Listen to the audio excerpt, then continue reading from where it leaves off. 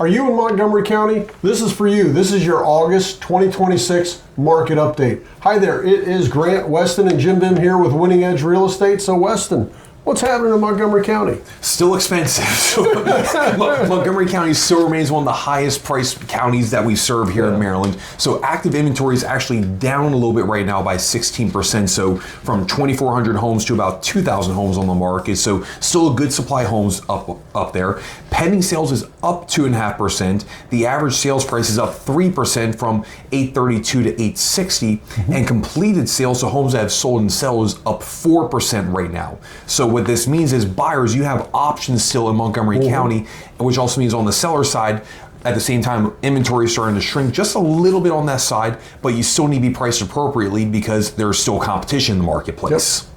That's terrific. So besides your winner, Dad, who just got a home for significantly under the asking price, We did good. who's the other winner in Montgomery County, Weston? So the big winner right now is actually Germantown, 20874 zip code, with an increase of 7% in pending sales. And for the luxury area, a tie between Bethesda and Potomac, which saw a 5% increase in luxury home sales. Well, Elka says you got a great buy in Bethesda, so congratulations on that. And hey, if you're looking for great advice, great guidance on how to either sell a home in Montgomery County or buy a home in Montgomery County, or you're just looking for a little bit of information, give us a call. It's Grant, Weston, and Jim Bim. We're here with Winning Edge Real Estate, and we're happy to help.